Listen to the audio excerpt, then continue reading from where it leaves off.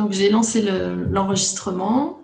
Alors, ce soir, on reçoit plusieurs personnes, donc de la start-up In Vitro. Donc, il y a Alexandra Boussaumier-Caléja, qui est la fondatrice. Je vous laisserai vous présenter rapidement.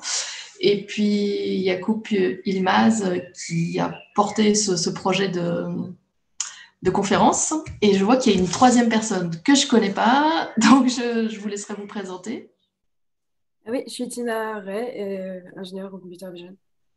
D'accord. Donc l'objectif de la conférence, c'était de pouvoir donner des éléments d'information aux personnes que le sujet intéresse sur la relation entre l'intelligence artificielle et l'infertilité et l'assistance médicale à la procréation. Donc, pour pouvoir expliquer déjà un peu ce que c'est que votre société in vitro, ce que c'est que l'insuffisance ovarienne, j'allais dire, l'intelligence artificielle, donc qui est quelque chose qu'on connaît depuis très longtemps, mais qui se développe de plus en plus dans la prise en charge médicale notamment. Et donc l'intérêt ou l'apport que peut permettre in vitro et votre travail sur l'infertilité, l'assistance médicale à la procréation. Alors c'est vrai que les personnes en parcours d'AMP, certaines s'intéressent beaucoup à tout l'environnement infertilité, AMP, d'autres un peu moins, mais je pense que tout le monde connaît le time-lapse qui permet de regarder le développement de l'embryon. Donc ça, si je ne me trompe pas, c'est beaucoup l'intelligence artificielle. Donc voilà, je vais laisser Alexandra Boussaumier se présenter et puis présenter In Vitro. Parfait. Eh ben, merci. Oui, Et si pardon. vous avez des questions, donc n'hésitez pas à les poser par écrit. Oui, parfait. Merci de cette introduction. Donc, je me représente. Donc, je suis Alexandra Boussaumier. J'ai fondé la boîte In Vitro il y a 3 ans. Et j'ai un passé de chercheuse, donc je n'ai pas travaillé dans la fécondation in vitro directement, mais j'ai fait beaucoup de recherches dans tout ce qui est culture cellulaire. J'ai passé beaucoup de temps dans le labo à regarder des cellules sous microscope et il s'avère que c'est beaucoup des sujets qu'on retrouve dans la fécondation in vitro et c'est ça qui m'a ramenée dans ce milieu que j'ai découvert voilà, il y a 3 ans et que je trouve quand même fascinant. Et j'ai donc monté une équipe depuis de 14 personnes, donc une équipe très interdisciplinaire parce que le problème se veut très interdisciplinaire. Et donc là, sur l'écran, ce que vous voyez, les personnes qui sont dirigeantes d'équipes au sein de mon équipe. Donc, je ne vais pas m'attarder trop, mais c'est quand même important de parler de ceux qui portent tout ce travail. Donc, Mohamed et Daya Inès.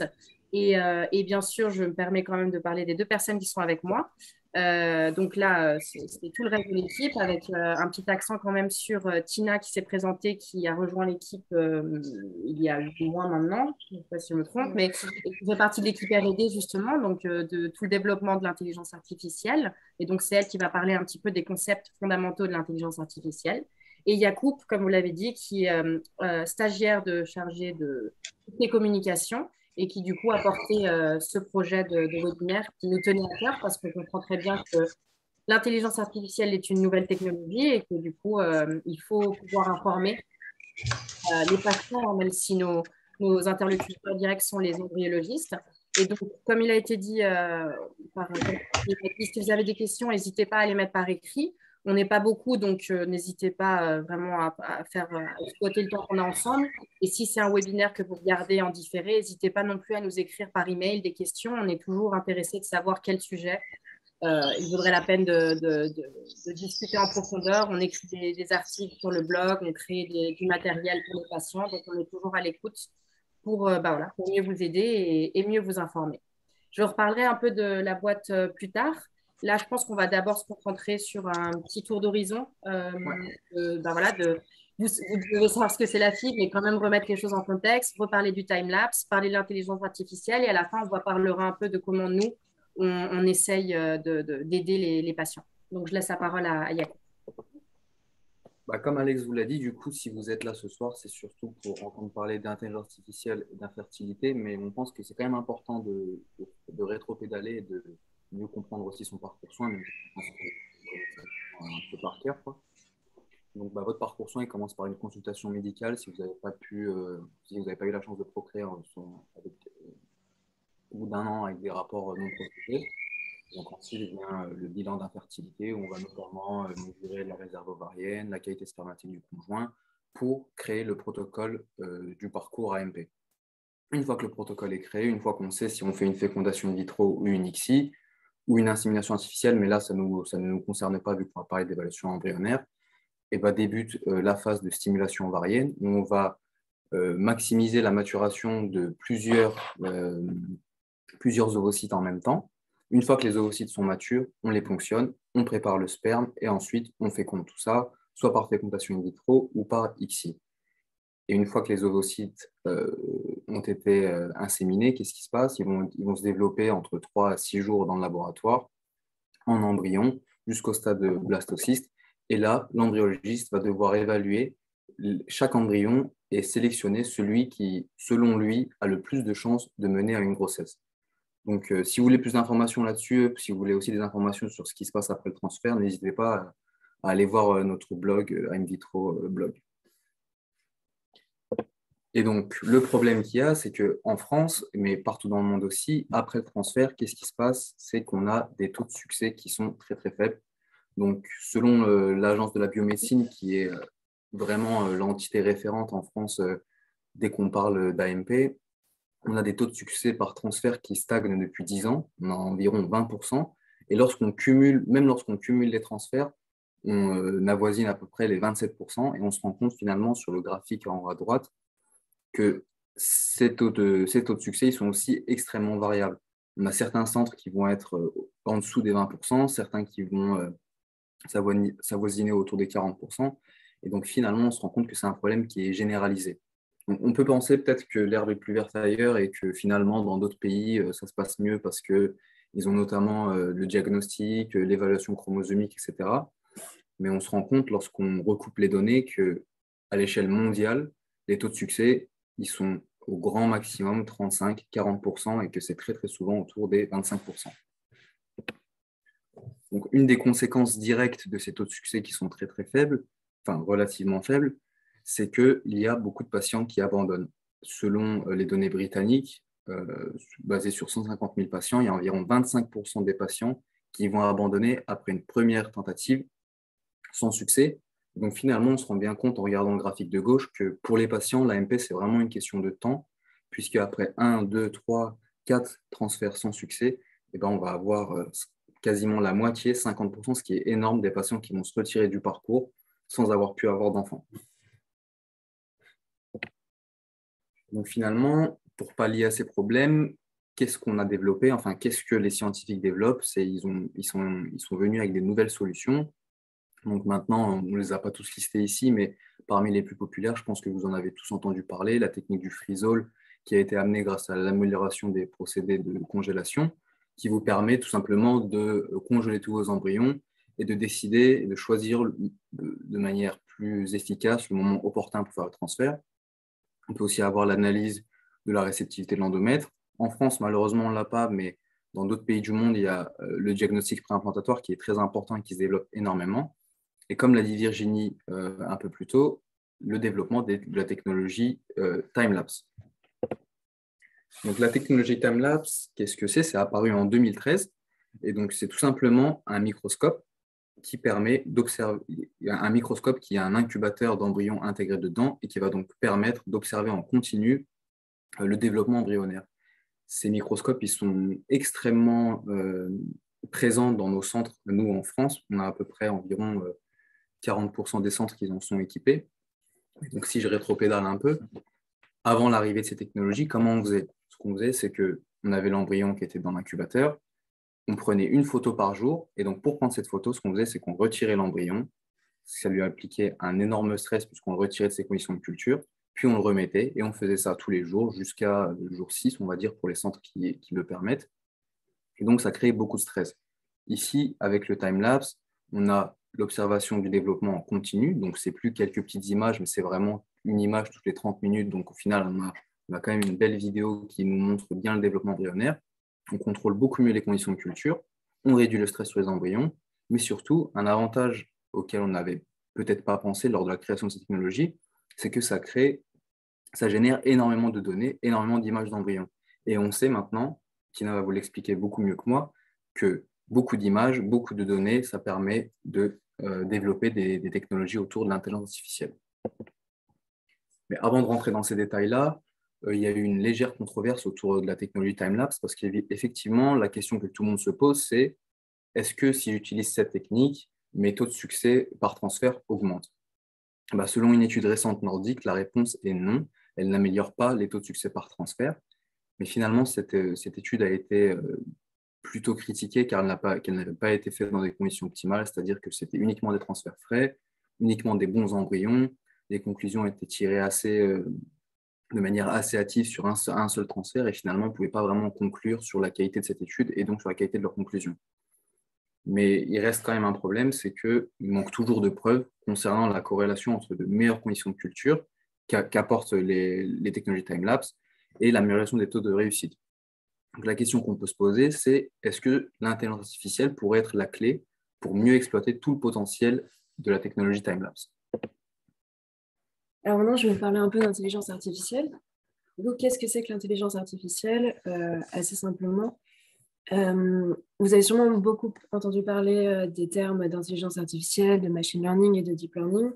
Et en fait, plus généralement, l'intelligence artificielle, c'est ce qui regroupe l'ensemble des théories et des techniques qui nous permettent de développer des programmes informatiques suffisamment complexes pour simuler certains traits de l'intelligence humaine.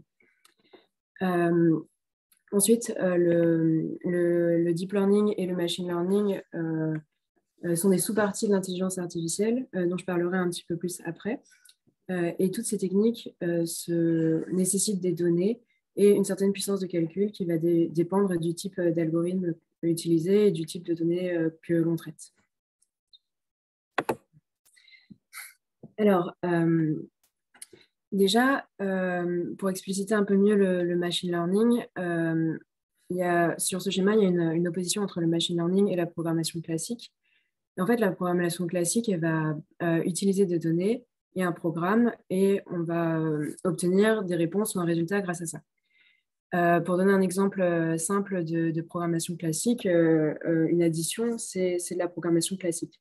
Donc, les données, ça va être, si on fait A plus B, les données, c'est les chiffres qu'on met en entrée, et les réponses, c'est la somme. Par opposition, en fait, le machine learning, c'est des programmes informatiques qui apprennent de manière autonome et qui améliorent leur apprentissage grâce aux données. Donc, avec ces schémas, ça va me permettre un peu d'expliquer un peu mieux le machine learning. En fait, aussi machine learning, en français, ça se dit apprentissage automatique. En fait, on va partir de données, donc ici, qui sont des ronds, des triangles et des carrés, auxquels pour chaque donnée, on a leur label. Donc, on sait si c'est des triangles, des carrés ou des ronds. Ensuite, on va entraîner notre algorithme, notre modèle de machine learning. Puis, on va tester avec des données de test qui n'ont pas de label. Ici, on ne sait pas encore, on n'a pas encore donné de prédiction. Et donc, les ronds, on donne au modèle les ronds et les carrés sur lesquels le modèle va faire une prédiction et donner le label. Et en fait, ces prédictions nous permettent d'évaluer des performances de nos modèles. D'ailleurs, si je peux me permettre, si on reprend notre exemple qui nous intéresse à In Vitro, ce serait de dire qu'en fait, on a nourri notre intelligence artificielle de beaucoup de vidéos d'embryons pour lesquels on sait s'il y a eu ou non grossesse. Comme ça, on reste aussi objectif que possible. Et à force d'exposer ces algorithmes à des milliers et des milliers de cas, en fait, c'est l'algorithme qui apprend à reconnaître certains motifs cachés, on va dire, dans la vidéo, de manière à ce que, voilà, quand on lui remontre une nouvelle vidéo, et l'algorithme sache nous dire celui-ci a vraiment de très bonnes chances ou pas de mener à une grossesse. Donc, c'est un peu l'analogie avec notre cas de figure. Oui, c'est vrai. Et du coup, l'IA appliquée à la santé, c'est quelque chose, on peut s'imaginer que c'est quelque chose d'assez récent, mais en fait, pas tellement. Les premiers modèles d'intelligence artificielle, mais qui ne sont pas forcément des modèles de machine learning, pour ainsi dire. Donc, en fait, ça peut être juste des arbres de décision, par exemple. date des années 1965-1970. Le premier appliqué à la santé était Mycin, qui était une machine qui permettait l'identification de bactéries à l'origine d'une infection sévère. Plus récemment, les algorithmes d'intelligence artificielle ont été appliqués aux images, donc dans la classification d'images, notamment pour le diagnostic du cancer, du poumon, du sein, du cerveau, donc sur des radiographies, ce qui permettait de détecter des zones tumorales.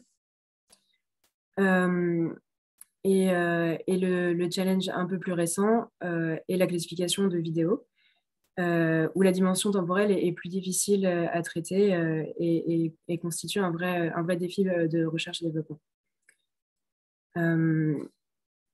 Alors, aussi, pourquoi est-ce que c'est plus récemment qu'il y a eu un vrai essor de ces techniques d'intelligence artificielle, de machine learning et de deep learning?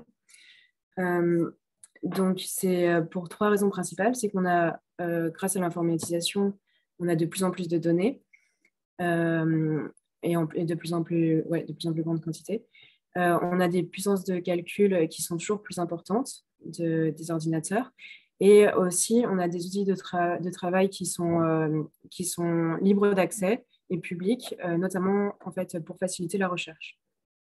Sur la gauche, du coup, je vous ai mis un petit schéma qui illustre un peu ce propos. En fait, ce schéma représente l'erreur de classification des vainqueurs d'un concours qui s'appelle ImageNet et qui est un concours sur la classification d'images d'une très, très grande base de données d'images qui ont été labellisées à la main. Et l'idée, c'était de classifier 10 classes qui étaient ça pouvait être des avions, des voitures ou des différents animaux. Et donc, d'associer à chaque image la bonne classe. Et en fait, donc en 2010 et 2011, en violet plus clair, on n'avait pas encore des techniques de deep learning qui étaient appliquées pour ce concours.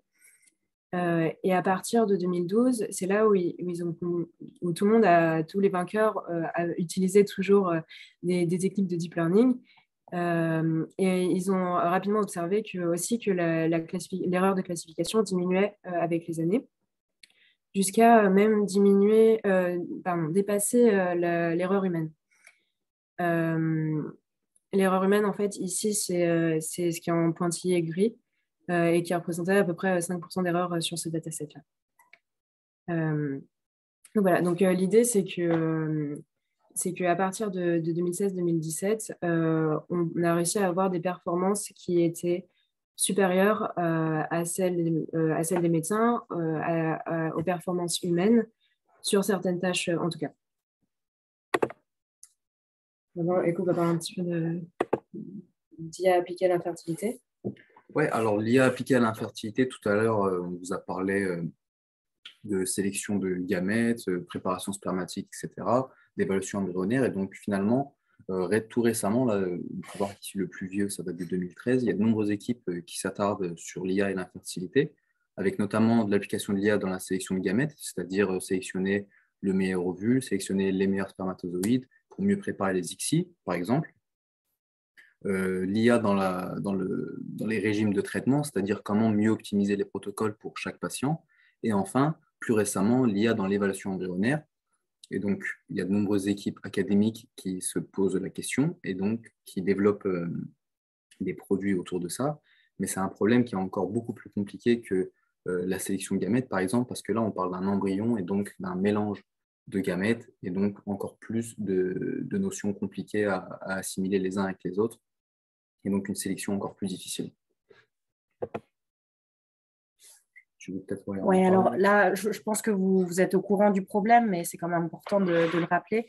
On revient à ce qui était dit au tout début, les taux de succès de la FIV, sans enlever aucun mérite à tous les embryologistes et gynécologues qui ont eu de nombreux patients, restent quand même très bas. Et donc là, le graphique qu'on vous montre, qui est basé d'ailleurs sur des données publiques anglaises, encore une fois, c'était pour rappeler le fait qu'en fait, très souvent, si on fait donc on fait notre ponction, on a du coup entre 5 et 10 embryons qui qui sont créés de cette ponction. Si on fait un premier transfert qui ne marche pas, eh ben, on peut revenir, si on n'abandonne pas, comme a été dit tout à l'heure, il y a beaucoup de couples qui abandonnent. Et si on n'abandonne pas et qu'on revient, il se peut qu'en fait, le deuxième embryon qui a été transféré, celui-ci marche, et ainsi de suite. Donc, c'est vraiment les données qui sont à l'appui pour montrer qu'une meilleure évaluation embryonnaire qui permettrait de choisir l'embryon qui a le plus de chances de mener à une grossesse dès le début pourrait permettre aux patients de ne pas revenir et de ne pas répéter plusieurs transferts qui ne mènent pas à une grossesse, mais d'y arriver, entre guillemets, du mieux qu'ils peuvent dès la première tentative.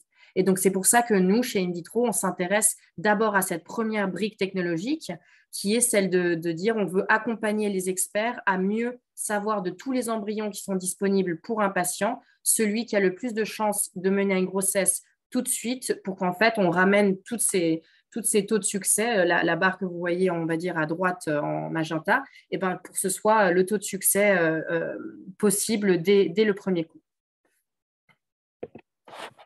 Du coup, depuis le début, on vous parle de taux de succès qui sont relativement faibles, mais on peut aussi se poser la question de pourquoi ces taux de succès sont relativement faibles. Une des raisons qui pourrait justifier ces taux de succès, c'est justement parce que l'évaluation embryonnaire, c'est une tâche qui est extrêmement complexe. Ici, la figure à gauche, c'est typiquement ce à quoi se confronte votre embryologiste tous les matins quand il doit préparer un transfert, par exemple. Il va avoir, là, on a mis 5 embryons en face de lui, et il doit sélectionner, en évaluant sur des critères morphologiques et cinétiques, celui qui, selon lui, a le plus de chances de mener à une grossesse. Donc forcément, ce n'est pas du hasard ou c'est des critères qui sont très, très spécifiques, très, très encadrés, mais n'empêche que l'évaluation, elle reste tout de même subjective, elle est très chronophage pour eux, ça leur prend énormément de temps. Elle dépend aussi de l'expérience du médecin. Un médecin qui a 15 ans d'expérience, il aura forcément l'œil plus aiguisé qu'un profil plus junior. Et mine de rien, pour un même embryon, ils sont très souvent en désaccord. Ici, nous, on a chiffré sur nos propres données que finalement, les embryologistes étaient quasiment 43% du temps en désaccord sur un même embryon. Je vous ai parlé du côté morphologique, mais il y a aussi des événements cinétiques qui vont évaluer. Et ça, cette cinétique, ils peuvent justement l'évaluer grâce à la technologie Timelapse qui leur permet d'avoir des vidéos et non plus des images statiques. Donc là, par exemple, un des événements biologiques qu'ils peuvent évaluer, ça va être le temps de division cellulaire. On sait que, par exemple, un embryon qui met beaucoup de temps à se développer, ça va être un embryon qui va être signe de mauvais pronostic.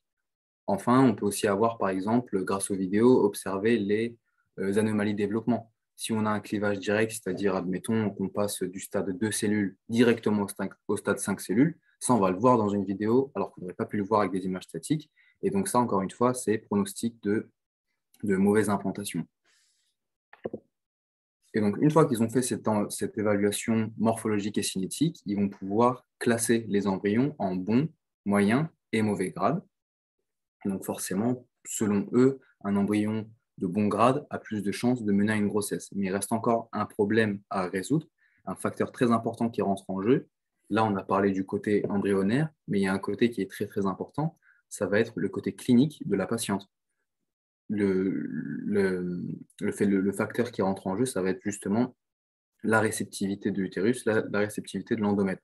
Parce qu'en effet, même si on a un très, très bon embryon, si les conditions cliniques ne sont pas adéquates pour mener à une grossesse, et bien, peu importe si on transfère un très bon embryon ou pas, peut-être que nos chances de mener à une grossesse sont très faibles. Donc, c'est très, très important en fait, de prendre à la fois le versant morphologique, cinétique, mais aussi très important de prendre le versant clinique de chaque patient et de s'attarder sur tous les détails qui comptent réellement. Et donc finalement, chez In Vitro, on a une mission commune avec les médecins qui est de sélectionner l'embryon et en plus de chances de mener à une grossesse, comme l'a dit Alexandra, pour justement essayer de faire en sorte que le taux de succès qu'on a en toute fin après 6 transferts, on puisse l'avoir, pour que les patients puissent l'avoir après le premier transfert. Et mine de rien, c'est aussi d'empêcher les transferts d'embryons multiples et de favoriser les transferts d'embryons uniques. Pourquoi je vous parle de transferts d'embryons multiples? C'est que justement, pour pallier à ces problèmes de faible taux de succès, il y a certaines équipes qui, encore, vont transférer 2 embryons en même temps pour améliorer vos chances de grossesse. Mais ça reste un processus qui est dangereux pour la patiente et dangereux pour les enfants. Ça peut entraîner des hémorragies, ça peut entraîner des naissances prématurées, des enfants de faible poids à la naissance, etc. Et donc ça, c'est vraiment quelque chose qu'il faut éviter et quelque chose qu'il faut essayer au maximum de limiter. Je vais vous parler un peu de notre solution, du produit. Du coup, le produit, c'est une plateforme SaaS. Donc, SaaS, ça veut dire Software as a Service. Donc, c'est un logiciel sur lequel les embryologistes peuvent mettre la vidéo du développement de l'embryon. Le logiciel va donner un score à ces embryons qui varie entre 0 et 1 en fonction de la chance pour cet embryon de mener à une grossesse clinique. Le produit, il est marqué CE. Il est donc conforme à la réglementation européenne et il répond à des exigences générales de sécurité. Ça signifie en gros qu'il n'y a pas de risque supplémentaire à l'utilisation du logiciel, que ce soit pour le patient ou pour les embryons. Donc l'utilisation est non invasive. Elle implique vraiment aucun traitement supplémentaire pour vous, les embryons. Et l'embryologiste est celui qui prend la décision finale. Donc, c'est pour ça que sur l'image, par exemple, ça va être le deuxième, le score deuxième, parce que c'est toujours lui qui prend la décision. Oui. Ensuite, on n'utilise pas uniquement donc, les vidéos du développement des embryons. On utilise également vos données cliniques qui sont très importantes parce qu'elles définissent votre contexte médical. Et donc, les données cliniques, ça va être l'âge de la femme, l'âge de l'homme, l'indice de masse corporelle, le statut de fumeur ou non de chaque protagoniste. Et donc, l'évaluation de la viabilité et de la prédiction des chances de grossesse n'est pas faite uniquement avec les vidéos du développement des embryons, mais avec une synergie entre les embryons et vos données personnelles et cliniques. Et si je peux me permettre, par rapport à l'évaluation des embryonnaires, Yacoub disait tout à l'heure justement qu'en fait, les embryologistes cherchent des événements biologiques précis qui sont connus de la communauté scientifique. Et nous, je pense que c'est important de le dire que comme première étape chez In Vitro, on cherchait justement à essayer d'abord de ne pas automatiser ce qui est déjà fait par les embryologistes aujourd'hui, mais plutôt de d'abord essayer d'être objectif, donc d'avoir une première couche d'intelligence artificielle qu'on n'aurait pas biaisée. Donc, on ne dit pas aujourd'hui à l'intelligence artificielle, on pense que ça, c'est bien ou pas bien. On a vraiment fait en sorte de rester aussi objectif que possible. On l'a nourri de vidéos d'embryons avec comme seul label le résultat de grossesse. Et comme ça, on a donné libre champ à l'intelligence artificielle de se concentrer sur ce qui lui ce qui lui paraissait être le plus important dans les vidéos. Et je pense que c'est important de le dire parce que justement, l'idée, c'est qu'on essaye d'abord d'exploiter l'intelligence artificielle pour voir si, mine de rien, la communauté scientifique, elle ne passait, entre guillemets, pas à côté de certains indices importants. Et maintenant, on va rajouter une sorte de couche d'intelligence humaine pour compléter nos capacités de prédiction. Mais voilà, c'était pour insister sur le fait que le rôle de l'intelligence artificielle, je pense qu'aujourd'hui, ce n'est pas seulement d'économiser du temps et donc de faire ce que les docteurs savent faire plus rapidement, mais de vraiment voir si on ne peut pas découvrir de nouveaux biomarqueurs qui permettraient encore une fois d'augmenter ces taux de succès et d'améliorer l'évaluation embryonnaire. Donc voilà, on répète un peu ce qui a déjà été dit, mais on insiste. Donc c'est un logiciel, vous l'avez compris, qui ne requiert rien d'autre qu'une connexion Internet au sein de la clinique. Et donc j'insiste, ce n'est pas une intelligence artificielle qui est vouée à vouloir remplacer le docteur. Au contraire, on cherche vraiment à être une aide à la décision. On n'a aucun intérêt à remplacer le docteur. On veut vraiment être là pour aider les docteurs à se nourrir de toutes les connaissances que nous, on a accumulées justement de par le partage des données, parce que tout ça, ça a été permis grâce à une base de données unique qui a été construite grâce à tous nos partenaires. Donc, l'idée, c'est vraiment d'aider collectivement tout le monde à se nourrir de ces apprentissages. Et encore une fois, l'idée, c'est qu'on cherche à réduire le délai de grossesse en évaluant aussi bien la vidéo que les données cliniques, pour revenir à ce que Yacoub a dit, parce que même si c'est très important de miser sur un bon embryon, il faut toujours prendre en compte la synergie avec les patientes. Donc, pour information, on a fait une validation clinique, on a comparé nos performances à celles de 10 embryologistes. Donc, on a posé la même question à 10 embryologistes partenaires que celle qu'on pose à l'algorithme. Donc, ce qui consiste à dire, regardez cette vidéo, selon vous, pensez-vous que cet embryon peut mener à une grossesse ou pas? Et on a démontré une supériorité clinique. On montrera les résultats d'ailleurs à l'ESHRE, qui est la conférence la plus importante dans le monde de l'embryologie en Europe en juillet. Donc ça, ce sera l'occasion justement de montrer un peu nos résultats qu'on va aussi publier cette année. Donc encore une fois, on est une boîte de scientifiques qui travaillent pour des scientifiques. Donc forcément, la recherche est au cœur de ce qu'on fait et la publication sera quand même clé pour nous cette année. Oui, alors voilà, comme Alexandra l'a dit, on a beaucoup de partenaires dans le monde, on en a plus de 12 en ce moment. Et puis, en fait, le fait d'avoir beaucoup de partenaires, ça nous permet aussi de développer nos algorithmes sur beaucoup de patients qui recouvrent justement tout type de profil clinique pour s'assurer que on n'est pas uniquement des patients qui sont jeunes ou on n'est pas uniquement des patients qui ont tel IMC ou quoi. On essaie vraiment d'avoir le spectre le plus large possible pour répondre aux exigences de tout le monde. Et notre technologie, du coup, elle est compatible avec les 4 systèmes Timelapse. Je ne vous l'ai pas dit tout à l'heure, mais il y en a globalement, je crois, un peu plus de 4, mais les plus populaires, voilà, c'est ceux auxquels on est compatible. Et puis les autres aussi, ça va venir avec le temps. Et puis voilà, c'est vraiment cette base de données qui est en constante augmentation. Donc, on est toujours à la recherche de partenaires, bien sûr. Si on peut permettre d'avoir encore plus de données, d'avoir des algorithmes encore plus solides et basés sur encore plus de données cliniques et de vidéos, bah, c'est l'objectif. Et pour finir, si vous avez des questions, on peut en reparler, mais je pense que c'est quand même très important de parler des données. Qui dit intelligence artificielle dit données. Et donc, c'était pour insister sur le fait que n'importe quelle boîte d'intelligence artificielle aujourd'hui se doit d'être très conforme avec tout ce qui est cybersécurité, tout ce qui est anonymisation. Donc, c'est pareil chez Invitro, on le prend très au sérieux. On est accompagné de consultants, de DPO.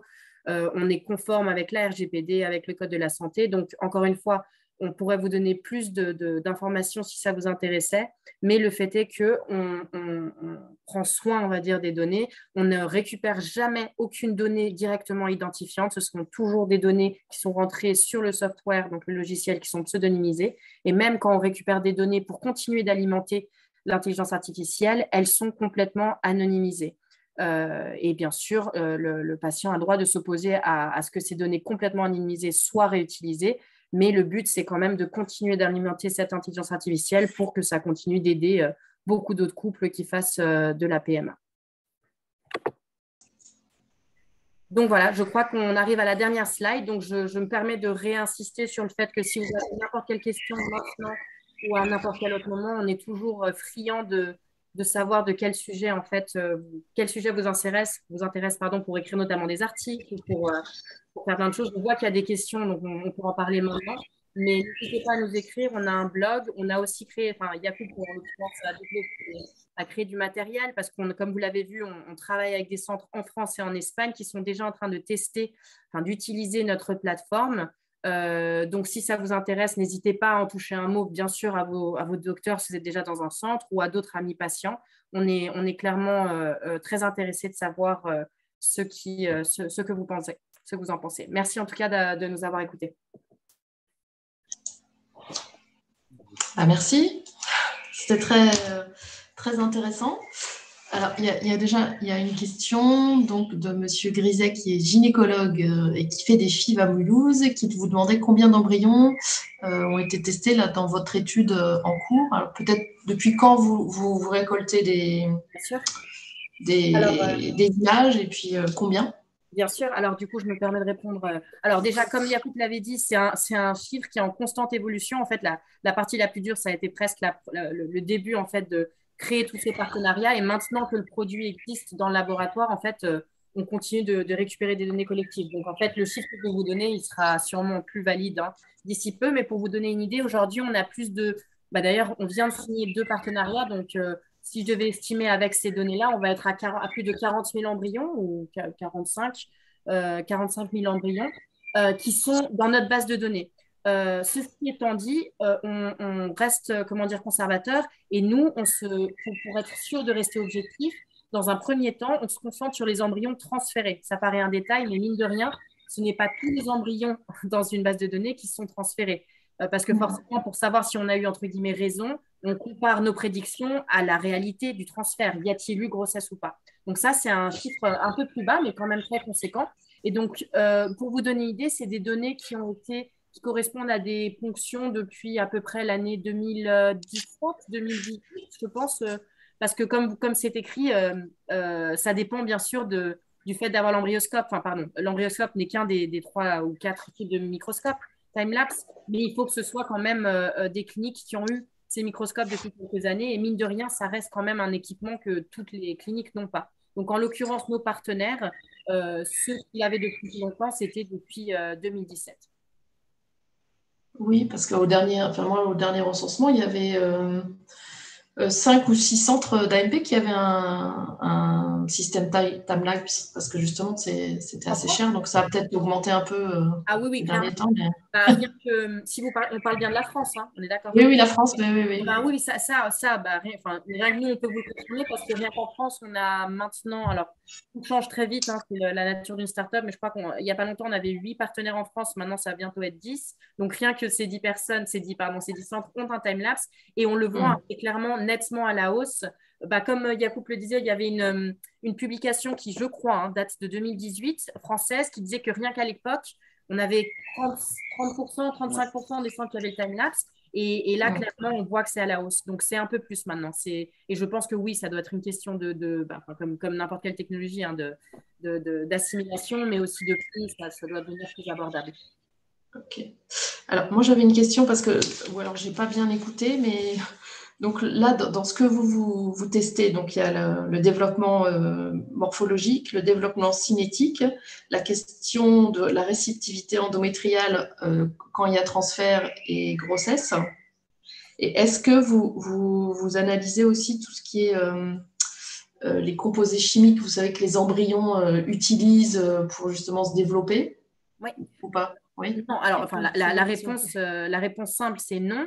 Juste pour revenir sur j'imagine ce dont vous parlez, c'est les nouvelles technologies qui s'intéressent, en fait, pendant le développement de l'embryon, l'embryon, il baigne dans un milieu de culture parce qu'il faut le nourrir, voilà, qui a un liquide, une micro-goutte, on va dire, bref.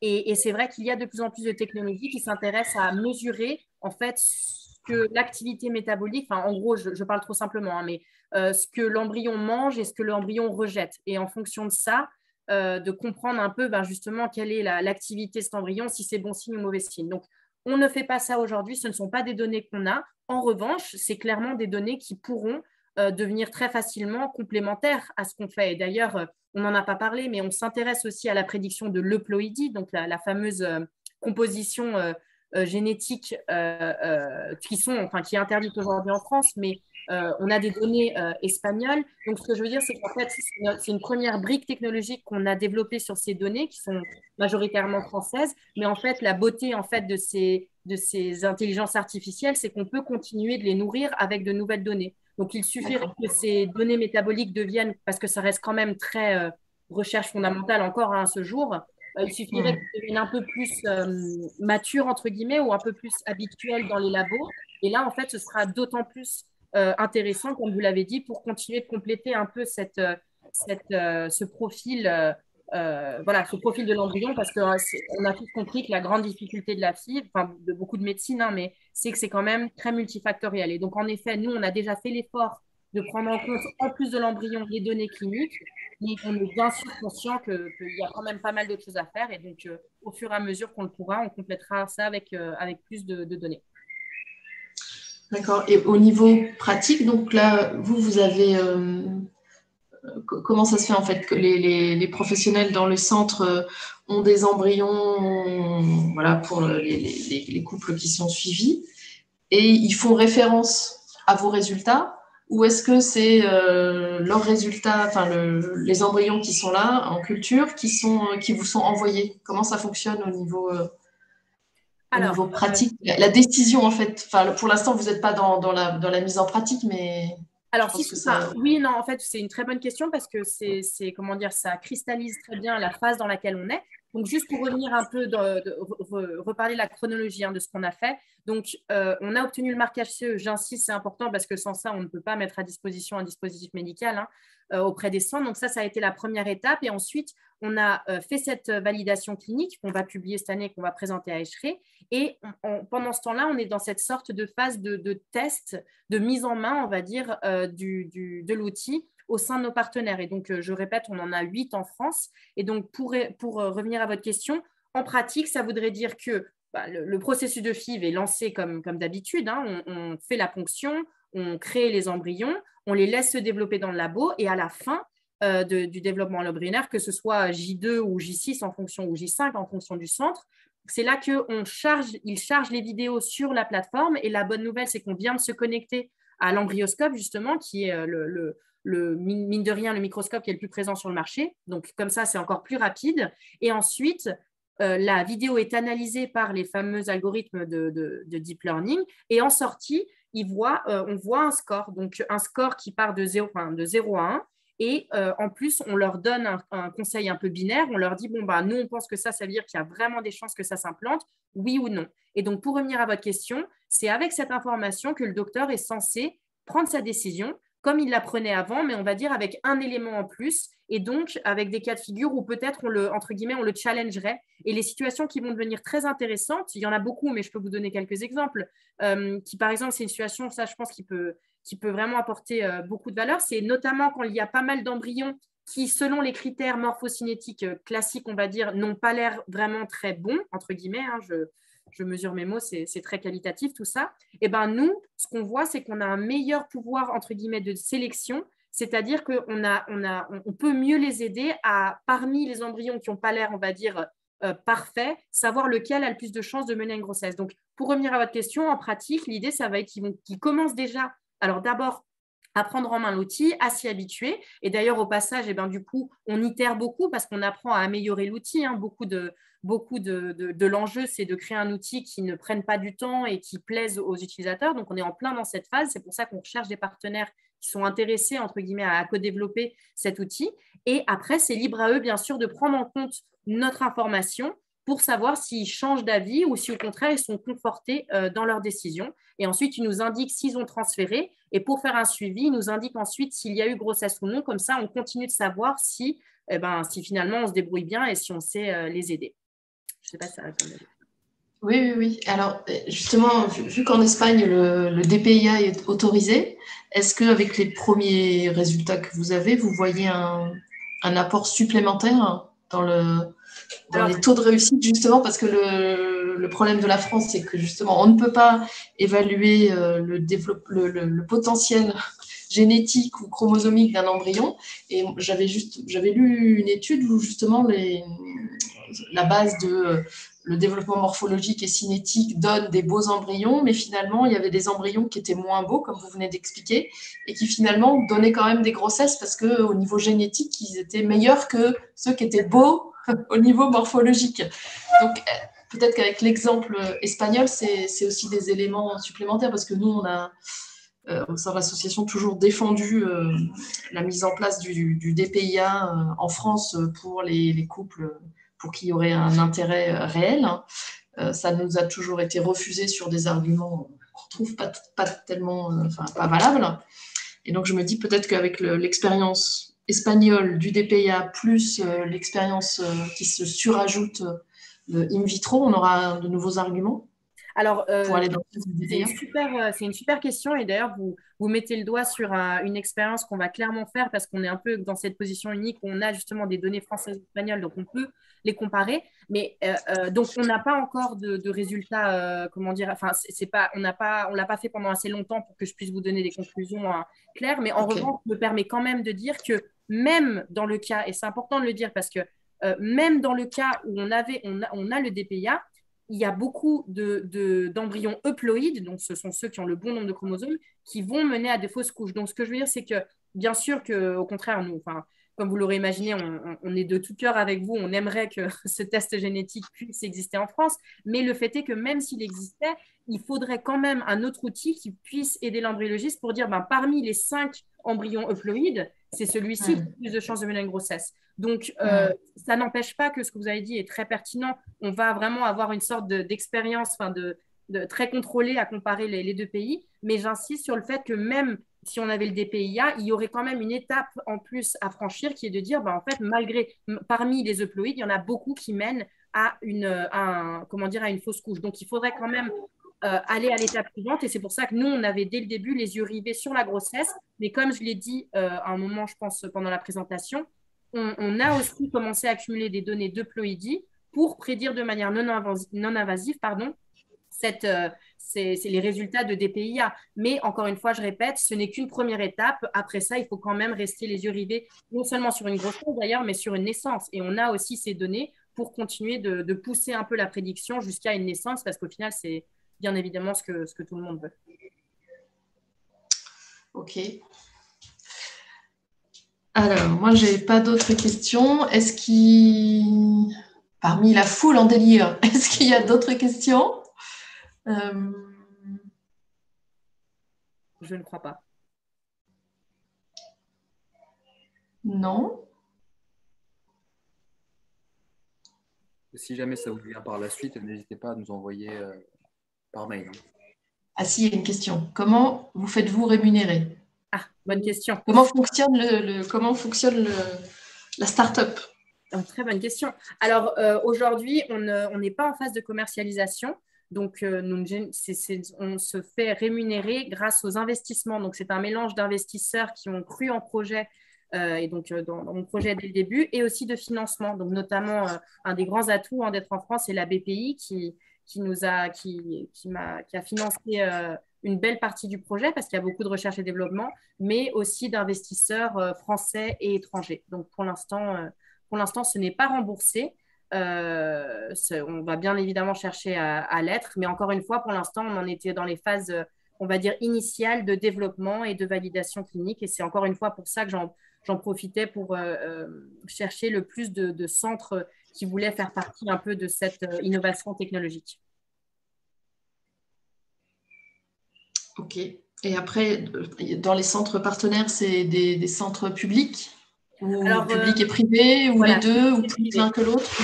Alors, public et privé, mais c'est vrai que par la force des choses, j'ai envie de dire plus privé que public, simplement parce que c'est d'expérience. Je ne veux pas tirer de conclusion ni généraliser. Ça allait quand même, il y avait moins d'inertie au moment de signer des partenariats, lancer des projets. Mais en l'occurrence, l'intérêt est là. Moi, je n'ai qu'une envie, c'est de travailler avec tous les centres qui seraient intéressés, mais c'est vrai qu'aujourd'hui, on a plus de privés, de centres privés. Oui, après, l'intérêt des centres publics aussi, c'est les centres publics qui sont attachés aussi avec des centres de recherche universitaires sur tous ces sujets-là. Donc, mais bon, comme ça fait pas longtemps que vous existez, donc il faut toujours un peu de temps pour que les gens s'intéressent. C'est pour ça que, oui, c'est pour ça que c'est pas une préoccupation. Je pense qu'il y a toujours cette inertie, et puis on a encore une fois, on aura envie de travailler avec eux. C'est une question de temps. Je vois qu'il y avait une question. Donc, si notre centre n'est pas votre partenaire, comment pouvons-nous en profiter? Alors, bonne question. C'est aussi pour ça, notamment, qu'on commence à communiquer. Alors, tout d'abord, n'hésitez pas à en parler au passage, ou alors même, n'hésitez pas à me dire de quel centre il s'agit pour voir si justement il serait intéressé. Parce que justement, on est encore dans cette phase où on cherche justement à ce qu'il y ait de plus en plus de centres. Donc, si vous voulez, encore une fois, soit par email, soit vous nous le dites à nous, soit n'hésitez pas en fait à donner notre contact à votre centre pour que justement on les contacte et qu'ils puissent bénéficier de cet outil.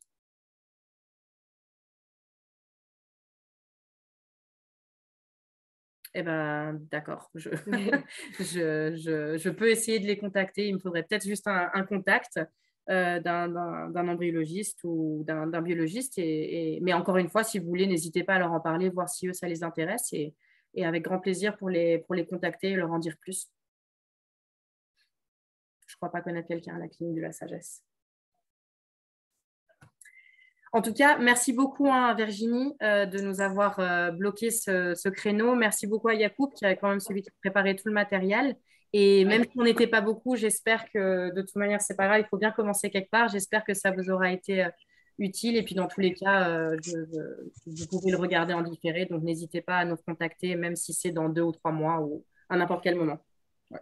Bon, bah, merci à vous, hein, parce que vous travaillez pour aider les personnes qui sont en difficulté avec cette fertilité. Donc, Bah, c'est toujours... aussi ça qui motive toute l'équipe. C'est quand même on vous soutient. très, très bon.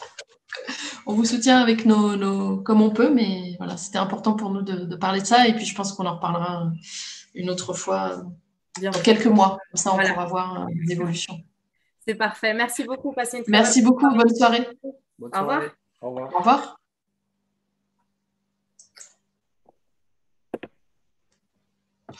Alors, je vais enregistrer.